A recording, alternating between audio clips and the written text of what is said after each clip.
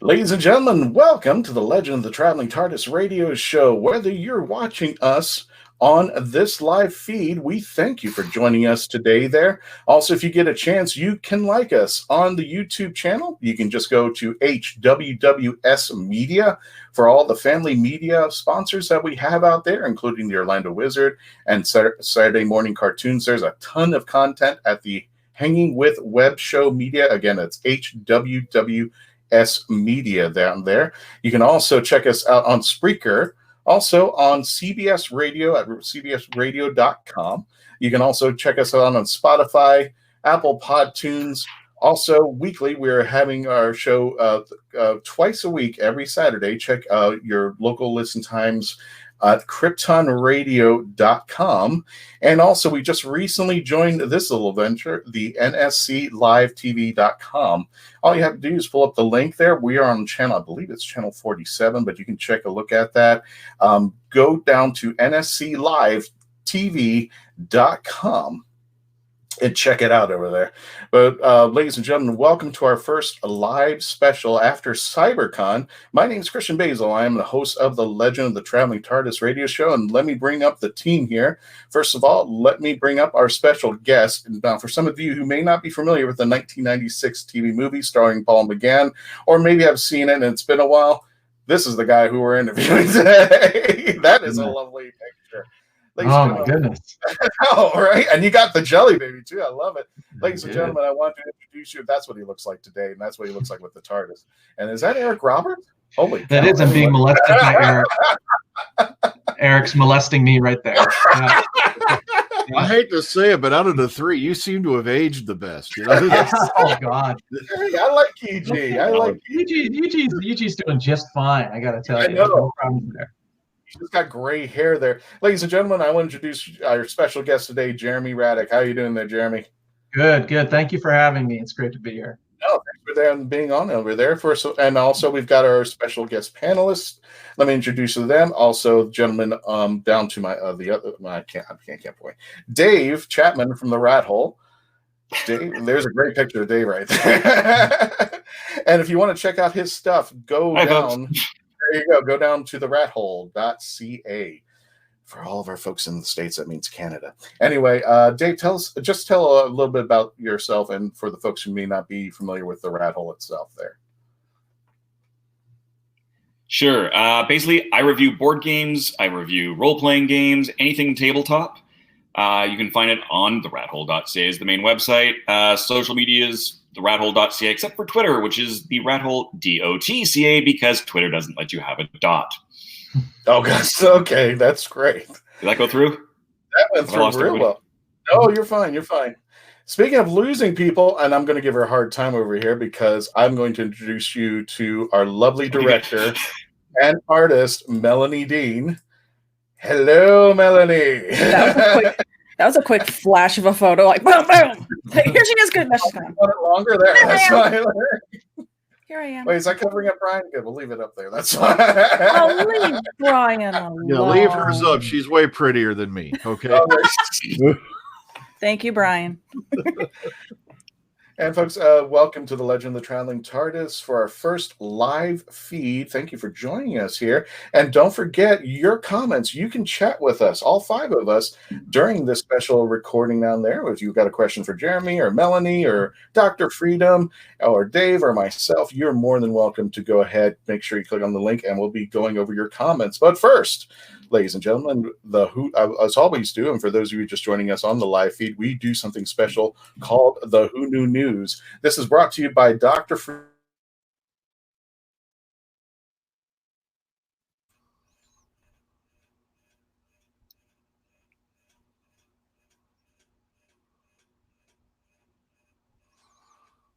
Away. All righty. First up on the Who Knew News today, we have former Doctor Who showrunners interview each other. Now, apparently in the latest issue of Doctor Who magazine, former showrunners Russell T. Davies and Stephen Moffat interview each other, discussing their best scripts, leaving the show, and much more. Now, they have a little bit of an extract here in the article I'm reading, but it'll take all. But Doctor Who, this will be in Doctor Who magazine issue number 551, which will be on sale this Thursday. So this is something you may want to check out because it's kind of like a meeting of the minds of two former showrunners. Kind of weird to see those two together, Yeah. So That'd be great. What else we got? Oh, What else we got? Oh, no, you're fine. Go ahead. Okay, next up, we have the Time Lord Victorious. It's going to be a new multi-platform adventure, and this is over on the Big Finish website. They're talking about this, but BBC Studios is pleased to announce that Doctor Who will be the focus of a multi-platform story launching later this year. Time Lord Victorious will see partners including Penguin Random House, Doctor Who Magazine, Titan Comics, Escape Hunt, Big Finish Productions, Eagle Moss, Hero Collector, Immersive Everywhere, Maze Theory, BBC Books, and BBC Audio, and they're all going to unite to tell this brand new Doctor Who story. Now, apparently, this is a new and untold story set within the dark times at the start of the universe when even the Eternals were young, and it's going to follow several Doctors across space and time as they defend their home planet from a terrible race. This story is like no other. And this is supposed to be multimedia, Big Finish, comics, books. I mean, the whole 9 yards on this, right? The whole enchilada. I'm not kidding. There's more there than I can even name in one breath. There is a quick little Easter egg about that I saw in one of the emails, that if you go from the email into the website to tell you about it, it says at the very end, stay tuned for further information about the Time Lord Victorious. In the meantime, see if you could find it in our stories page. So if you're bored and insane like me, and you click on your stories page, and it's basically a scroll of all of the episodes, season by season, you'll see all of a sudden between Waters of Mars and End of Time Part 1, that's where this is. So they kind of gave you a little hint of where that portion is going to be set. But everything will be timey-wimey. You never know. That's a very interesting point to put it, because that goes right with the Time Lord Victorious thing. So that's really neat.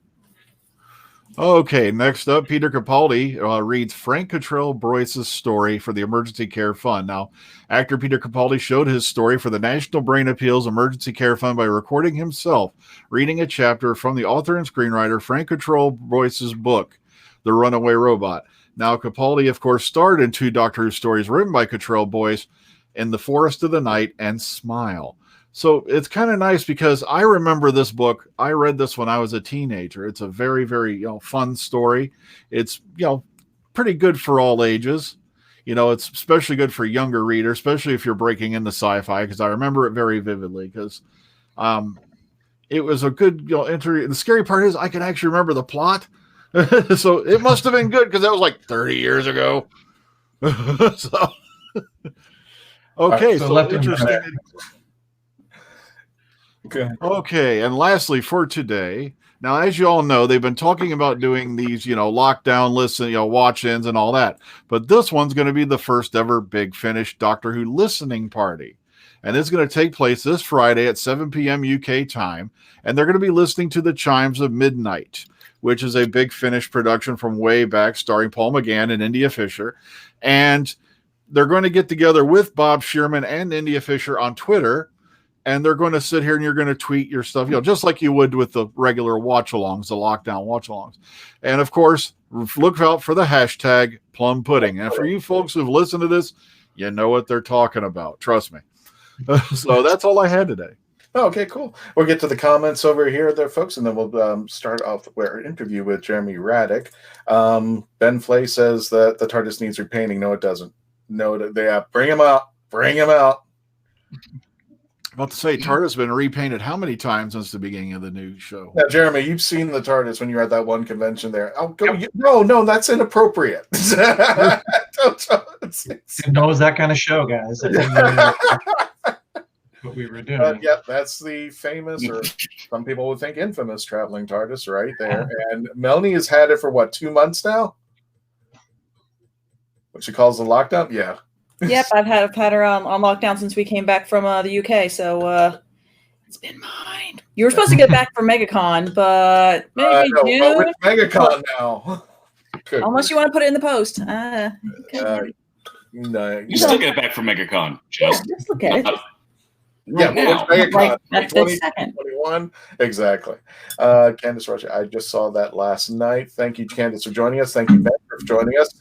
Kevin Mayo, greetings from England. Here for fellow Doctor Who fanatics. Stay safe from Kev Mayo and family. Thank you for joining us, Kev. We hope you enjoyed the show today there. And look at this troublemaker. Look at that. Gareth himself.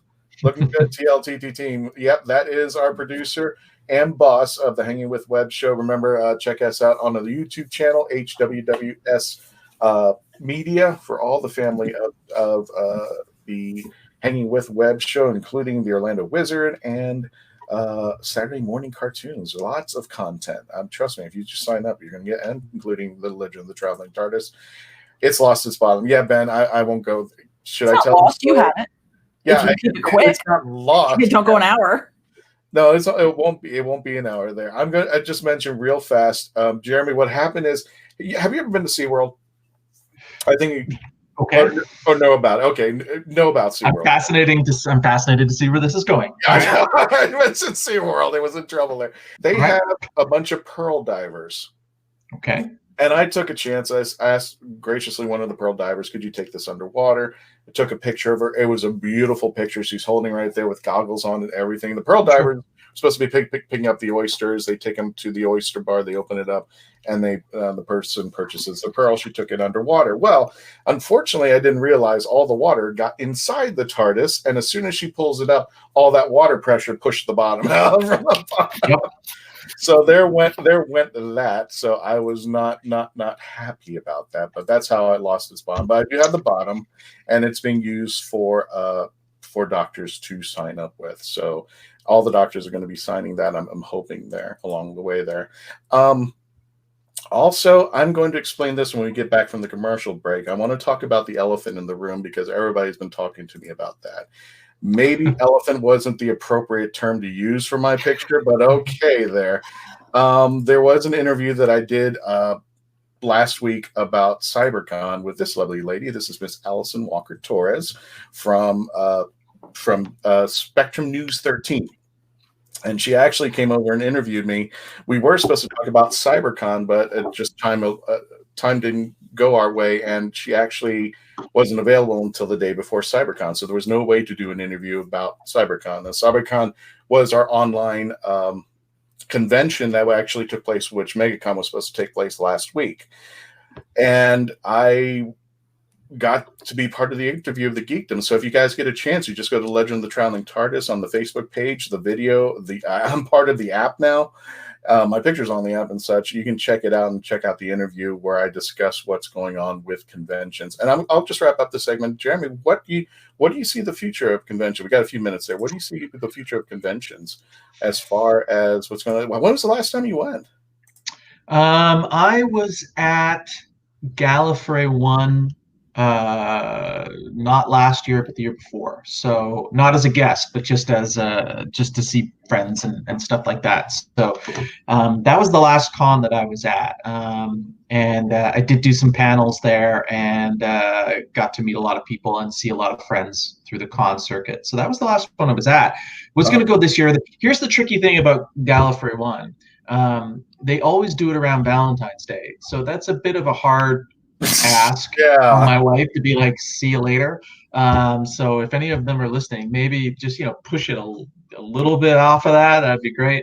I don't know what the future of cons are going to be.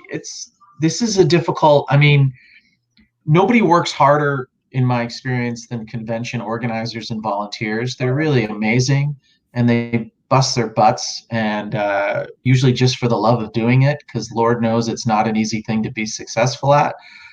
Even with a well-organized great con with lots of guests. So I really feel for them. So I'm of two minds. The one mind is that it's going to have to really get back to normal before people will feel comfortable going. But the other part of it is, I think the first con that happens after it gets back to normal and everyone's really comfortable, that's going to shatter attendance records. If I were them, I would work hard to book David Tennant or Matt Smith or Eccleston or somebody or exactly. And just, blow the doors off the place, because it could be a really great thing. And also, and this is the other thing too that I do feel bad about, is that there's lots of people that actually that's how they see some of their best friends. Jeremy, hold that thought. We're going to hit no, we're fine. We're going to hit a commercial break. When we return, I'm going to let Jeremy talk about that thought, and we're going to discuss more with Jeremy Radick from the TV movie Doctor Who when we continue. Please continue to stay logged on, tune in, and become part of the legend.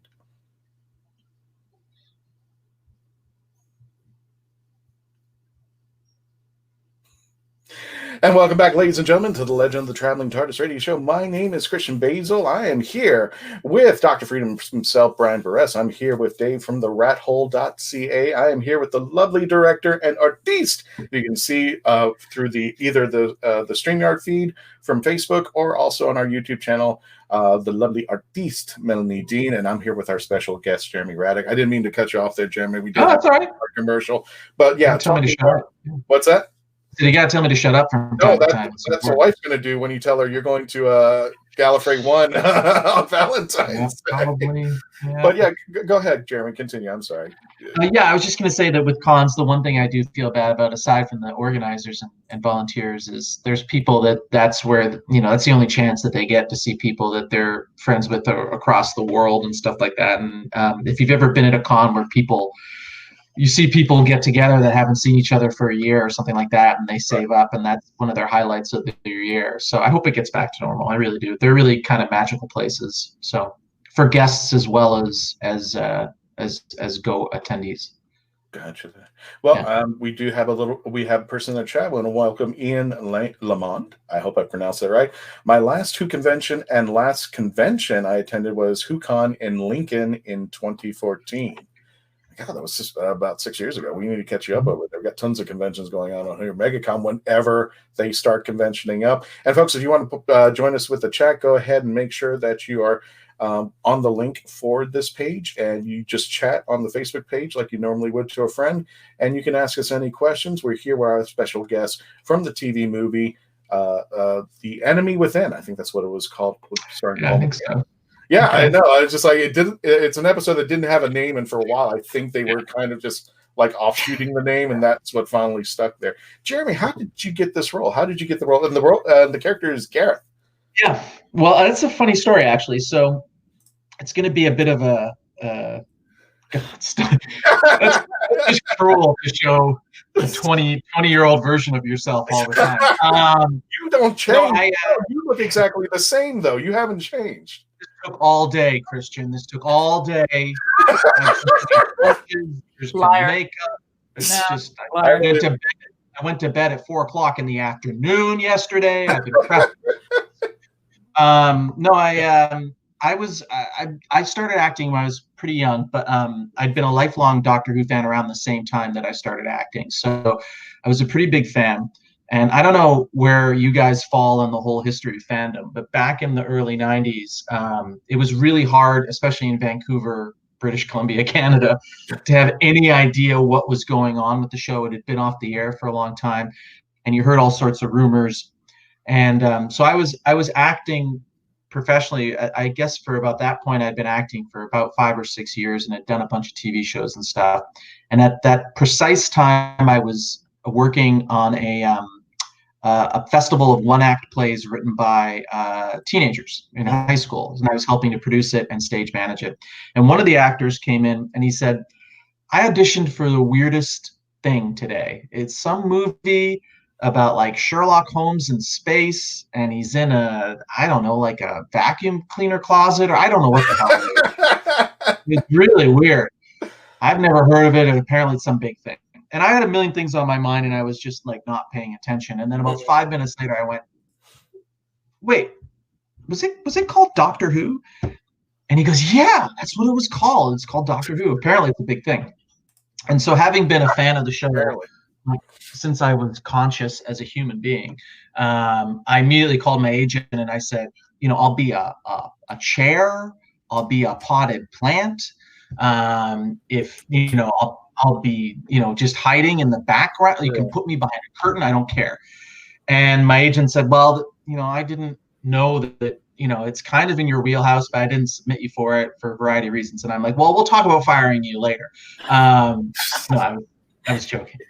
I said, "Listen, whatever you can do, whatever you can do, just give him a call." And so he called the casting director, who had said, and I don't know how well you guys know casting works, but Jeffrey Sachs was the director, and they don't want him to see everybody under the sun. So the casting director brings in a wide variety of people that they think will fit for the role. They take what the agents submit, they narrow it down, they do a callback, maybe even another callback, narrow it down, so that when the director comes in, they're seeing 5 people tops, right?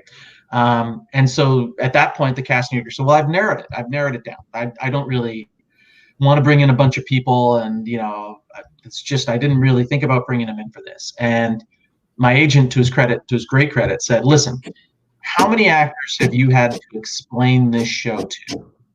And she's like, oh my God, I have to explain it to all of them. They know, because this is 96. Not a lot of people really knew about it, particularly in North America. And he said, you'll never have to explain it to him. He's been watching it his whole life. She goes, okay, fine. You know what? This is when they're taking place. Tell him to come in. I can't guarantee I'll see him. Tell him to come in. So I came in, and they did see me, and luckily they cast me for it. And ironically, the guy that I had seen, the guy who told me about it, who auditioned for it, was auditioning. He was the last one auditioning that day, and then they squeezed me in right after. So he was just like, hey, I'll drive you back to town after this. We'll go back together. And that was an awkward car ride, where both of us were hoping that we would get the gig. So then they called me a couple of weeks later and told me I got it, and I did a very big happy dance, and that's how I joined. That's how I was cast, and it was pretty amazing. So, were you reading for that particular role, or was it just a blanket one they were giving people to? It was that role, but that role was a little bit different, as I recall. It was a lab assistant for the atomic clock, not a security guard. Mm-hmm. Which, if you've seen me, makes perfect sense, because no one would hire me as a security guard. I am like the most non-imposing person, you can imagine. And I was also 20 years old, right? Not a lot of 19-year-old security guards. But for some reason, they changed the part in between my casting and thankfully didn't recast me. So they changed the part slightly. And only, I think, Jeffrey Sachs knew I was a big fan, and Philip Siegel knew I was a big fan, but I didn't tell anybody else, because there's nothing weirder for Paul McGann than having to act across someone who is losing his mind quietly. I was also a huge fan of With Noel and I, which is a terrific Paul McGann movie. And so I could quote that movie. And so it was like, just play it cool. This is not a good thing to just be like, ah! on the set.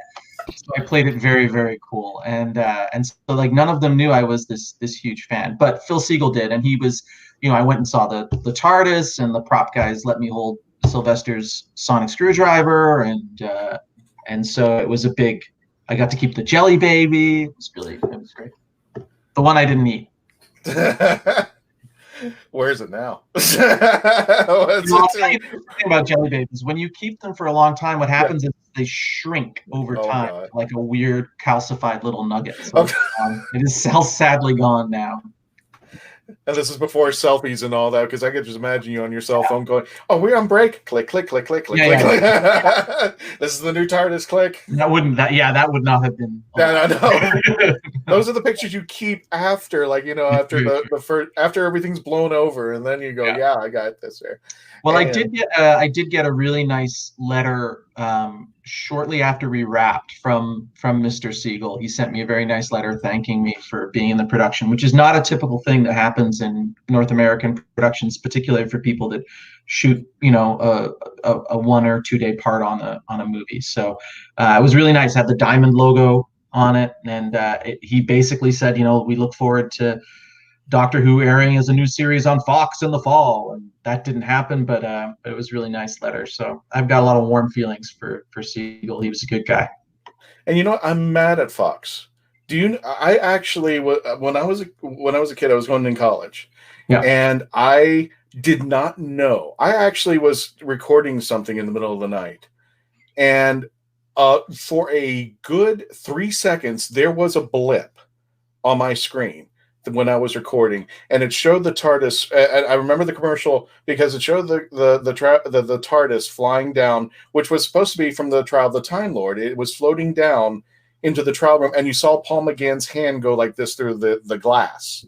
Right. And then it said Doctor Who, and that was it. That was the end of the commercial. It was just like something coming up, and like, wait, what? Why? Fox? What? And I'm like, I could not. I was like, they had not advertised it as well as I would think they would. I was just like, that was so disappointing there. Yeah, and they put it up against the series finale of Roseanne. Mm-hmm. So that was a big. I mean, it's counter programming, right? Like you wouldn't think like Roseanne fans, Doctor Who fans, they're the same group, but I think it was just such a huge show, and it was tough. And also, like, you know, I mean, I don't know how much you want to go into it, but there's some problems with that TV movie. Mostly that it's like, you know, it's somewhat impenetrable to people who have no idea what Doctor Who's about, and I actually think in a lot of ways the stuff it did well is done in the new series, and the stuff that it didn't do so well, the new series learned from as well. So it's a really important thing. And I get lots of people who come up to me to this day and say that that's what got them into Doctor Who.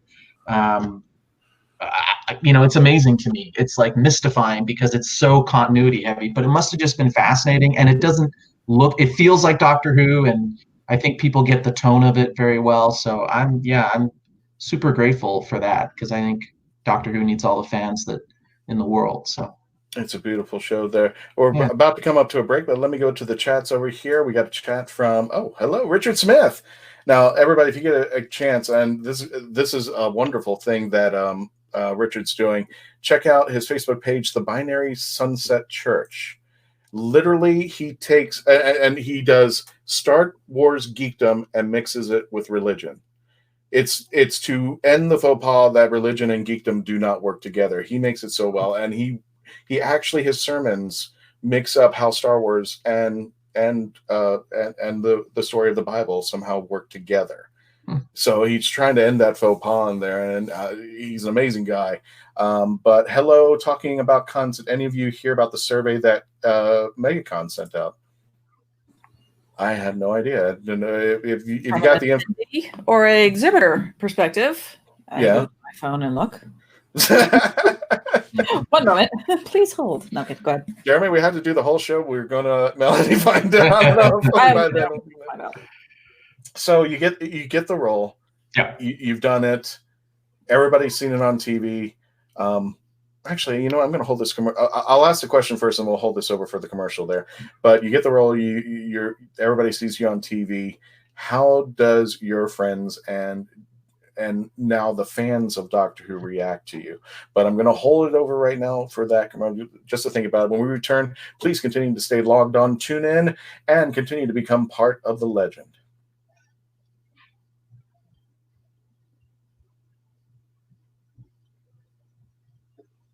And welcome back, ladies and gentlemen, to the Legend of the Traveling TARDIS. My name is Christian Basil. I'm here, the host and the driver of the TARDIS. As you can see behind me over there, it's gotten a little bigger, but actually Melanie has the real one.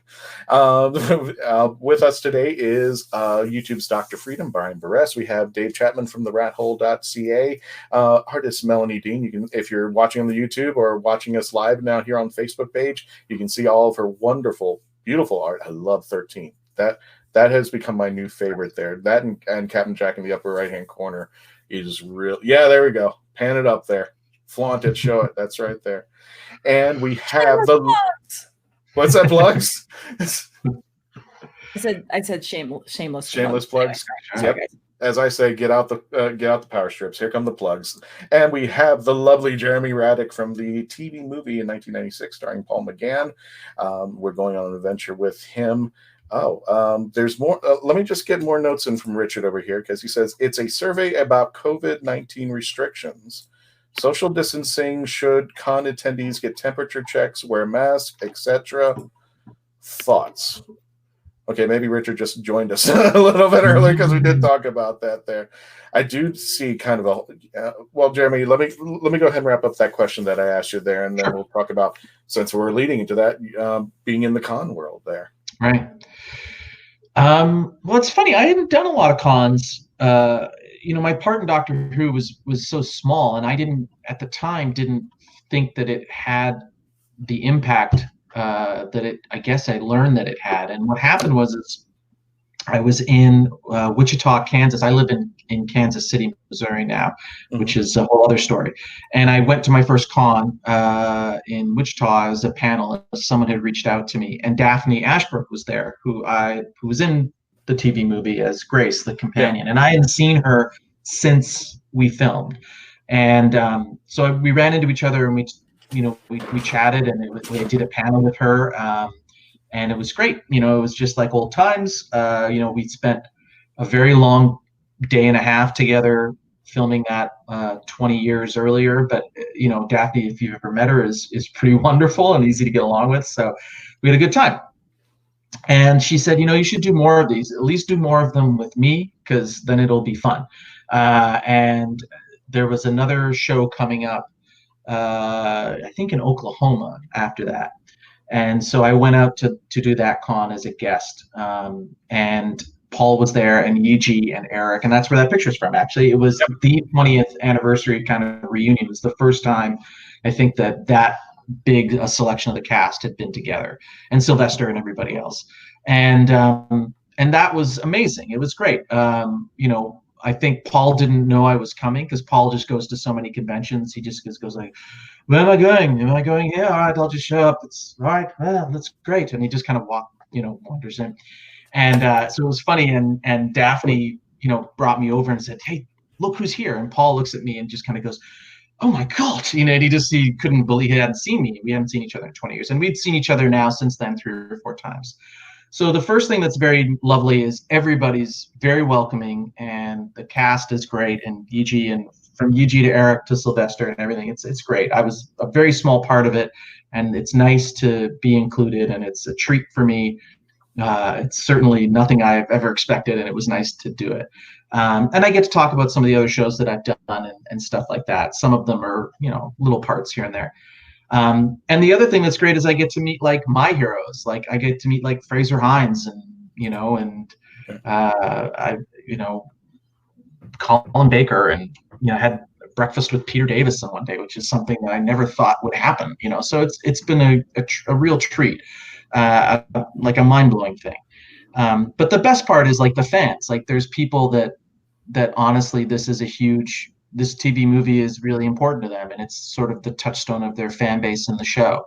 And I'm never someone that's going to get recognized on the street or anything like that, but when you go to the con and you get people that are excited about something that you did that long ago and that it meant something to them, that's what you want as an actor. It's not always necessarily money and fame, because that's pretty unlikely in that profession, but it's nice that you do something that touches people 20 years down the line. So that's great. And so for those people, I'll sign anything or come and talk to anybody or, do anything for that, because if as long as they're excited to hear about it from me, then I'll come and do it, because it's genuinely nice to see people dress up as characters from that movie and come see us. It's really great.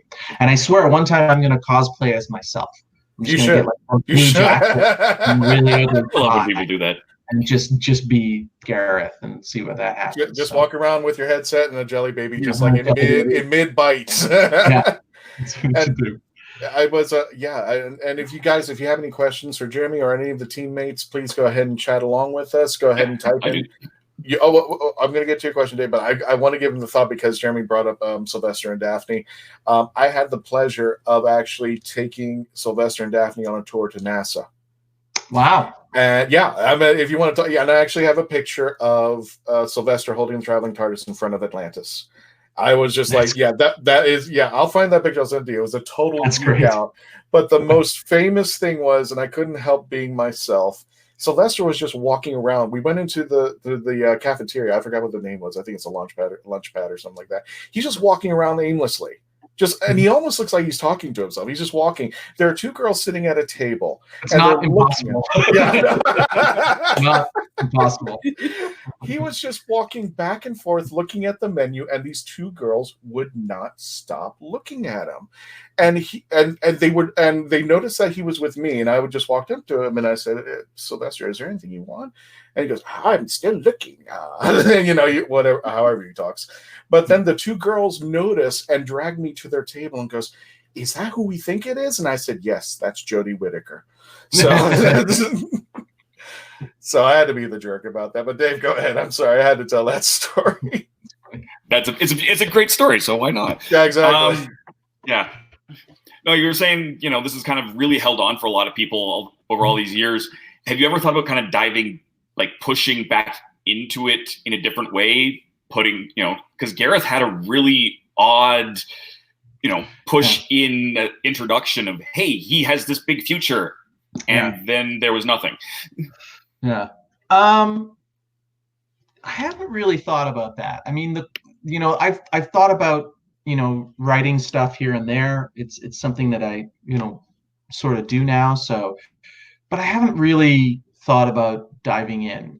If people want me to, I mean, like everything, it's about what people want, right? And like, to some degree, I sort of, I'm not the squeakiest of wheels. So it's kind of sometimes mortifying for me to think about like going to a convention with my Adventures of Gareth the Security Guard audio plays that I've self-produced or something like that. Well, I don't begrudge anybody who does stuff like that. If they're driven to do that and be creative, then that's fun. It's just not necessarily something that I would do. So if someone asked me or they were interested or there was a way to contribute, I mean, I've shared a few pints with Nick Briggs if he ever wants me to record something for Big Finish. Once again, will be a potted plant or a chair, which is very cheap for audio. On audio. But I'm not holding my breath for that sort of thing. To me, mostly it's just I really do just feel fortunate that people are interested in anything that I have to say about something so long ago. So, if someone's interested and I have a good idea about it, I certainly wouldn't put it off. So, and I have done little things here and there for charity podcasts to sort of participate in before. So yeah, I no problems doing it. It's just not something that I'm thinking of myself. If you've got something, Dave, you want me to do a tabletop game or something like that, then, Gareth the Security Guard, eat a jelly baby on your, that's what you win at the end. I think Melanie knows exactly what is going through my head right now. Okay. Don't take him away. No, I saw him first. No, just no. That'd be awesome. There, I just and the problem with the TV movie right now is that some of the characters cannot even be transferred over to Big Finish. Yee Jee could not be Chen Li, Daphne couldn't be Grace, and I'm just like, this is ridiculous. There, it's such a weird thing. Like, what as Universal? I mean, are they hanging on a Chang Li spinoff show? Yeah, I know. That's why you don't mess with Fox. Once they get their hands on something, they will never let it go. Well, it's a weird conglomeration of people too, because Fox is the network on which it airs. Universal was the production company that produced it, and the BBC co-owns it. So I imagine that it's much more. It's basically like a stack of oranges in the groceries. Once you pull out one piece, who the hell knows what's going to happen? So I feel like that's where it's coming from. But honestly, I think Universal and Fox, whoever owns the rights to those characters, would probably earn more money off of them just by whatever licensing agreement they would get from Big Finish or BBC to use them. But that's above our pay grade. I don't know. It's crazy. It's just I had a quick question. Being a fan of the show, before you set foot on there, when you first saw the interior of the old Paul McGann's TARDIS, so what did you think of that compared to what you'd seen on the show before? Because it was very, very different. Well, I only saw production sketches when I was on set. In the production trailer, so I didn't. The set we filmed on location, all my stuff, so I didn't get to see any of it. But I knew that it was bigger. And then when I saw it on the screen, I'm like, "What? Well, that's the best." In some ways, I still think it's among the best the sets ever looked. It's just wonderful. I mean, the whole roof of the TARDIS becoming the ceiling, becoming a screen, and it was something to see. And I'm actually buddies with Paul Salmoff, who's the guy who actually owns the TARDIS console from that film, and he's a filmmaker in Los Angeles. Great movie he made actually recently called Encounter, which is really good. So that's a plug for Paul. But he's got the actual TARDIS, the screen used TARDIS prop. So and it looks beautiful and it's great. It's impossible to not fiddle with. he gets very upset when I do. But someone's muted. Yeah, is anybody still there? Yeah, Jeremy, your audio went out a little bit there. Is everything okay? Okay. Yeah, I can. You tell me. Gotcha. If you want to repeat your answer, go for it. I apologize there. Oh, sure. Where did we miss? Did we miss? Yeah, I think within the first. Pretty. It's pretty. It's very pretty. I marked it. We're good. You're good. Okay. Okay. Oh, we got Richard back. He says, since it's Fox's, wouldn't Disney get involved? Oh, yeah, that's true. That is true. Yeah, I think Disney owns the catalog, the broadcast catalog. Worse. Oh, that's a really. Never gonna see this again. Well, here's the thing. Here's the funny part about this, and I don't know if you're aware of this, Jeremy. At one point, because Universal and Disney owned Marvel, and they still do, I think. I still think they're in conjunction. You could actually find Marvel at both Disney and Universal Studios. The only other time that I had seen this beyond Marvel is Doctor Who. They actually, for a very short time, Universal, and I think because they're redoing the Terminator ride or the Terminator show, they had a gift shop that emptied out and there was Doctor Who merchandise. And over at Epcot in the UK, they have Doctor Who merchandise. And it was interesting too, because you can tell the growth of the show. It was literally a rack, like an end cap. And then it grew up into this wall. And then it just streamlined. So you can tell the popularity of the show by how they're selling products over at the Epcot Pavilion, which is really weird. But at one point, Marvel and Doctor Who were the only times you could, besides those candy, the giant size lollipops, was the only thing that you could see at both theme parks and continue. It was just a weird thing. And still to this day, I know Disney is building that Marvel, or at least they're thinking about the fifth theme park, the Marvel theme park, which I'm hoping they go through it when all this goes away there. Well, folks, when we come back, we're going to continue and complete our discussion with Jeremy Radick, who was part of the TV movie. I would love to have been the potted plant behind Jeremy when he was standing there. When we return, please stay logged on, tune in, and continue to become part of the legend.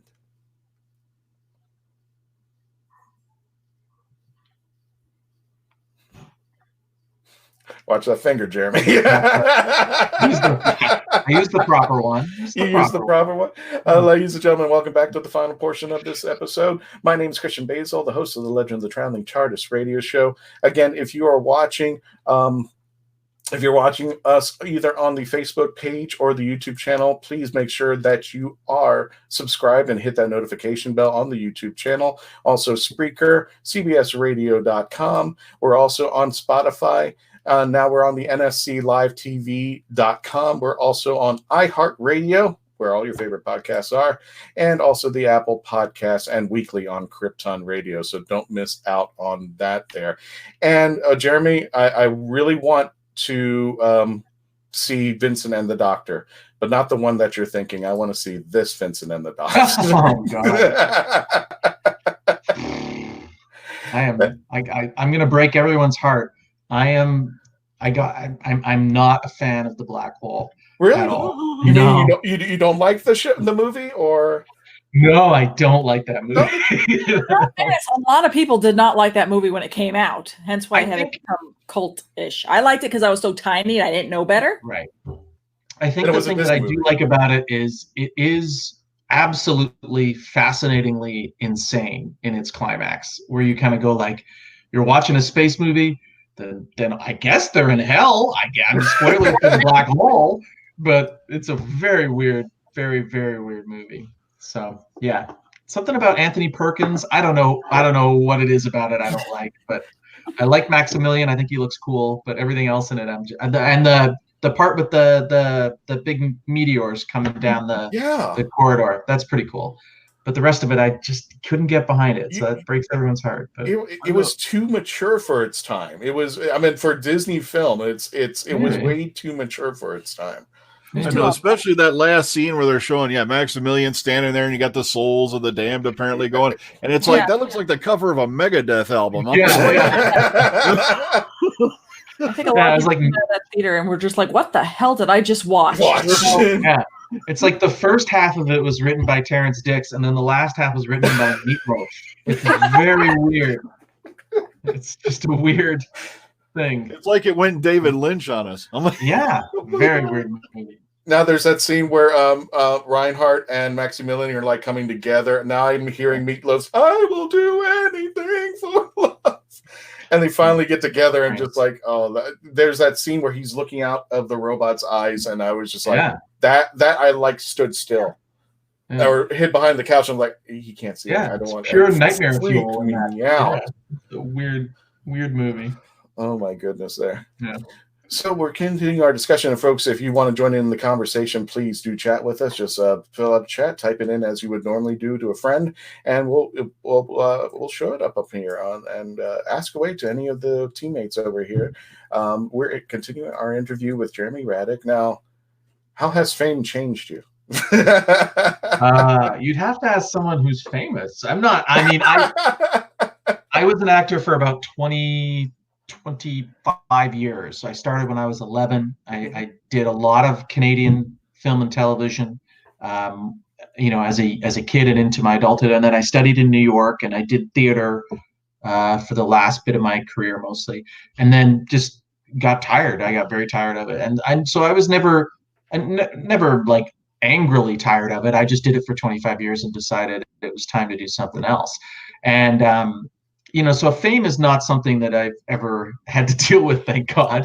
But it is nice that, the people I work with sometimes now at my new job, they sometimes figure out, they go back and watch an X-Files or an episode of Psych or something like that, and then they see something that I have done. I was in a wide assortment of very bad movies. Oh, look at that, Psych. So I was in a wide assortment of very, very bad movies. And some of them are just egregious and, come up here and there. So, I mean, fame is not, not a thing that really happens to me, but it is nice that something I've done, like I think X-Files, Doctor Who. There's also a little Canadian show I did called The Odyssey, which I still get asked about to this day, which no one's ever heard of that isn't Canadian and around my age. It's nice. It's nice to have three things, right? Do you know, Dave? Do you know The Odyssey? There you go. I not well. I know of it, but I don't. Yeah. Yeah. It's so it's those are the three things that I get asked about, and it's nice. That's a nice. I'm happy with that batting average over 25 years to have three things that still get talked about. That's gratifying. So, no fame, but it's nice to get. There's still some interest out there. That's kind of nice.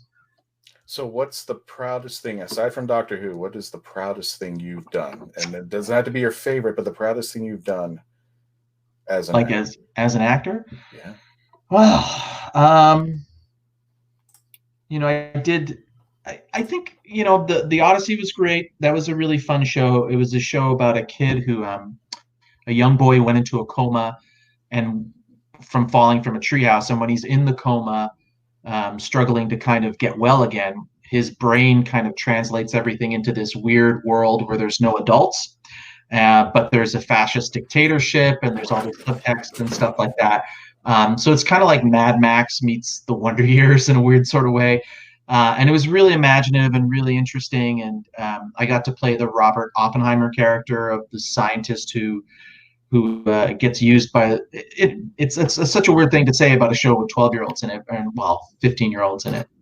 And it was really about the trials of growing up and being disillusioned and stuff. So I was really proud of that. I think that was a show that was consistently interesting. And the first movie I ever did when I was 13 was with a movie called Angel Square with a guy named Ned Beatty, who's a great actor. And that was just a treat to work with him. I worked with a lot of great people, but Ned is, he was one of a kind and a really great guy, and still is to this day. And that was fun. Those are two things that I was really proud of. And aside from that, there's just a lot of theater. I did a lot of theater, and I produced plays and I directed plays, and that was all good. It's really rewarding. Nobody came and saw you, and you go broke. But it's fun. It's fun to do. So. And actually, I think, if I'm not mistaken, I'm gonna put this. Did you just post something in the chat? Dave? Not me. No, Dave. I did, Dave. yeah. I just threw in the IMDb. Oh, the IMDb title? Yeah, I'll throw it in there then. For my Odyssey. If As you're talking about it, I'm like, yes. I remember all of this. Yes. That was, Yeah. it's like I can see it running through my head and going, oh, yeah. Okay. Well, folks, coming into the end of the interview, I just want to make you aware, folks, we have conventions. I normally would give you the dates. I'll give you the dates because if you want to plan ahead, because I don't know if they're going to be the same dates now as they were before. And if you What's book- that? Yeah, big asterisks, subject to change without notice, or maybe not as much notice there. And if you book a hotel, make sure it's the refundable kind. Yeah, exactly. And if you get a ticket, make sure read all the stipulations and stuff like there.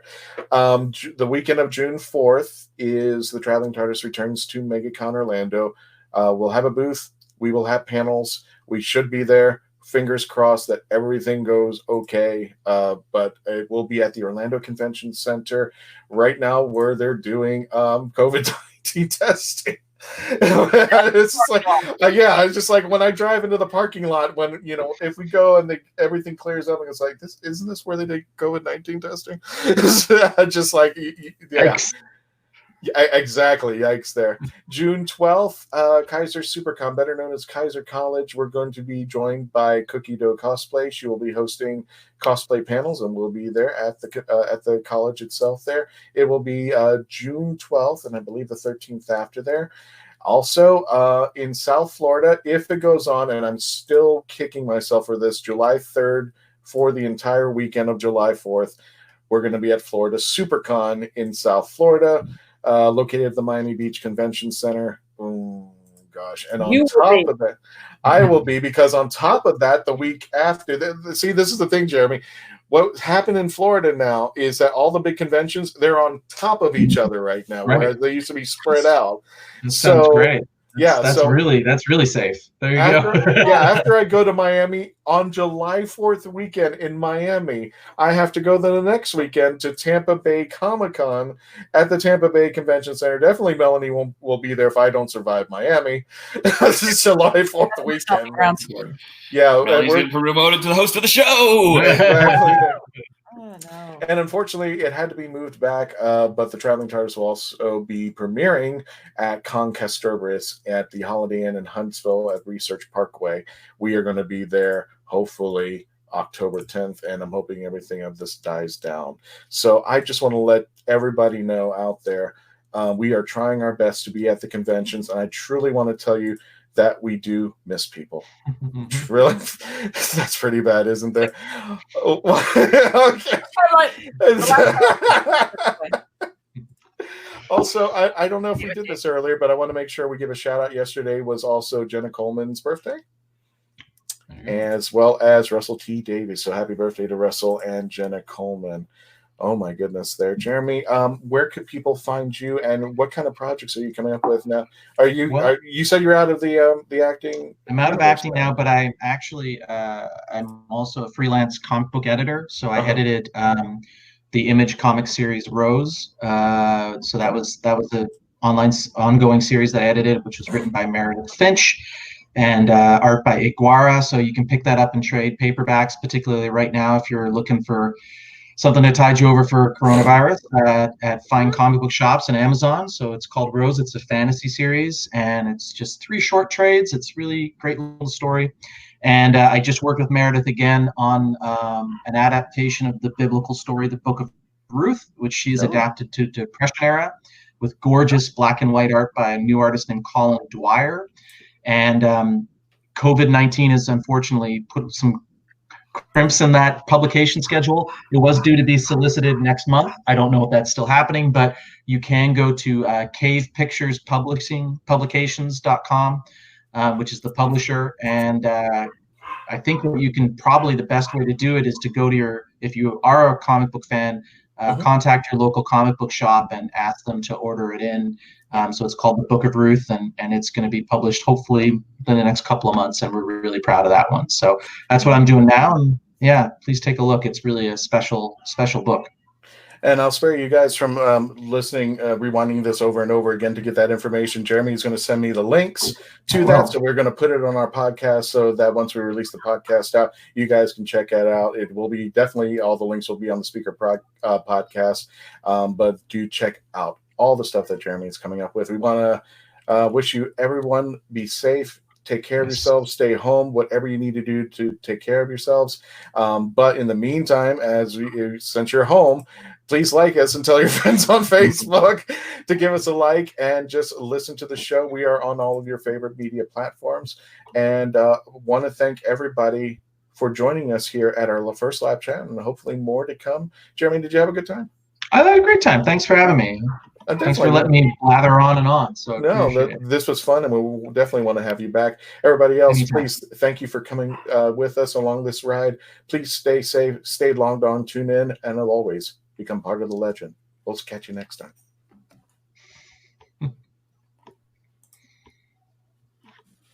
Okay.